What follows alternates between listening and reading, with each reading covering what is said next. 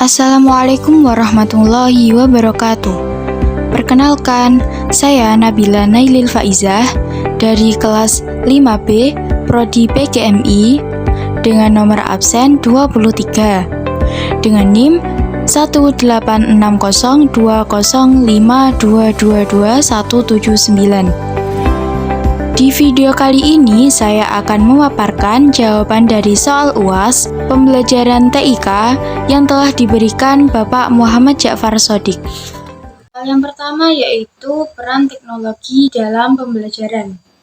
Jelaskan bagaimana teknologi informasi dan komunikasi TIK dapat meningkatkan efektivitas proses pembelajaran. Sertakan contoh penggunaan teknologi dalam kelas yang pernah Anda alami atau amati. Jawaban saya, teknologi informasi dan komunikasi atau TIK berperan penting dalam meningkatkan efektivitas pembelajaran. TIK memperluas akses informasi, memungkinkan siswa untuk belajar dari berbagai sumber online seperti video dan kursus daring yang memperkaya pemahaman mereka. Dalam kelas, penggunaan proyektor dan perangkat lunak interaktif membantu guru menyampaikan materi dengan cara yang menarik, sehingga meningkatkan keterlibatan siswa. Contoh penerapan TIK adalah sistem ujian berbasis komputer dan e-learning yang memudahkan administrasi dan komunikasi antar guru dan siswa. Kedua yaitu pembelajaran berbasis e-learning.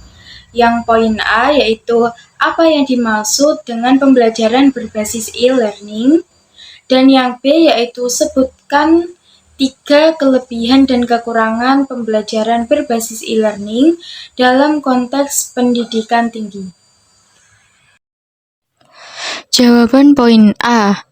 Pembelajaran berbasis e-learning adalah metode pendidikan yang memanfaatkan teknologi informasi dan komunikasi, terutama internet, untuk menyampaikan materi pembelajaran secara daring. E-learning memungkinkan siswa untuk belajar kapan saja dan di mana saja, menggunakan berbagai media seperti video, teks, dan kuis online. Hal ini menciptakan pengalaman belajar yang fleksibel dan interaktif, serta mengatasi batasan ruang dan waktu dalam pendidikan tradisional. Jawaban poin B. Kelebihan pembelajaran berbasis e-learning dalam konteks pendidikan tinggi. Yang pertama, e-learning memungkinkan mahasiswa untuk belajar kapan saja dan di mana saja, sehingga mereka dapat menyesuaikan waktu dan preferensi belajar mereka. Yang kedua, e-learning memungkinkan institusi pendidikan tinggi untuk menawarkan kursus online kepada mahasiswa dari berbagai wilayah atau bahkan negara, meningkatkan aksesibilitas pendidikan tinggi bagi mereka yang tidak dapat menghadiri kelas secara fisik. Yang ketiga, e-learning menyediakan materi pembelajaran yang dapat diakses kapan saja oleh mahasiswa, memungkinkan perguruan tinggi untuk meningkatkan efisiensi pengajaran dengan menyimpan dan mengupdate materi pembelajaran secara digital. Sedangkan kekurangan pembelajaran berbasis e-learning dalam konteks pendidikan tinggi, yang pertama yaitu e-learning dapat mengurangi interaksi sosial antara mahasiswa dan dosen, yang dapat mempengaruhi motivasi belajar karena kebutuhan manusia akan interaksi sosial.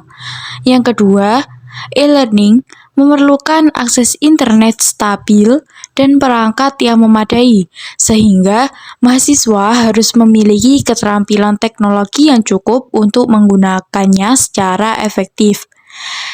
Yang ketiga yaitu meskipun e-learning memiliki fleksibilitas, perlunya monitoring dan evaluasi konstan untuk memastikan kualitas materi pembelajaran tetap terjaga, karena mahasiswa dapat mengakses materi dari berbagai sumber yang tidak selalu kredibel. Soal nomor 3 yaitu desain media pembelajaran digital. Jelaskan langkah-langkah utama yang Anda lakukan dalam merancang media pembelajaran digital, mulai dari analisis kebutuhan hingga evaluasi. Merancang media pembelajaran digital melibatkan beberapa langkah, yaitu yang pertama, analisis kebutuhan. Identifikasi tujuan dan sasaran pembelajaran yang jelas untuk memahami apa yang ingin dicapai. Yang kedua, perancangan konten. Pilih materi yang relevan dan metode pengajaran yang sesuai, seperti video, gambar, atau animasi. Yang ketiga, pengembangan media. Gunakan perangkat lunak pembuat media seperti Canva atau Python untuk menciptakan konten yang menarik dan interaktif. Yang keempat, implementasi. Terapkan media di kelas. Pastikan aksesibilitas dan kemudahan penggunaan bagi siswa. Yang kelima, evaluasi. Lakukan uji coba dan kumpulkan umpan balik untuk menilai efektivitas media, serta lakukan perbaikan jika diperlukan. Soal yang keempat atau soal yang terakhir yaitu pemanfaatan aplikasi pendukung pembelajaran. Sebutkan 5 aplikasi atau perangkat lunak yang dapat digunakan dalam proses pembelajaran. Jelaskan fungsi utama dari setiap aplikasi tersebut dan berikan contoh penerapannya. 5 aplikasi atau perangkat lunak yang dapat digunakan dalam proses pembelajaran, yaitu yang pertama, Google Classroom. Fungsinya untuk memfasilitasi manajemen kelas daring, memungkinkan guru untuk membuat, mendistribusikan, dan menilai tugas. Contoh penerapannya yaitu guru dapat mengunggah materi pembelajaran dan tugas, serta memberikan umpan balik langsung kepada siswa melalui platform ini. Aplikasi yang kedua yaitu Rumah Belajar. Fungsinya yaitu portal pembelajaran interaktif yang menyediakan berbagai konten pendidikan, termasuk video, audio, dan animasi. Contoh penerapannya yaitu siswa dapat mengakses laboratorium maya untuk eksperimen sains secara virtual. Aplikasi yang ketiga yaitu Kuiper. Fungsinya yaitu menyediakan video pembelajaran dan latihan soal sesuai kurikulum untuk berbagai jenjang pendidikan. Contoh penerapannya, siswa dapat mengikuti kelas online dan mengerjakan latihan soal untuk persiapan ujian nasional.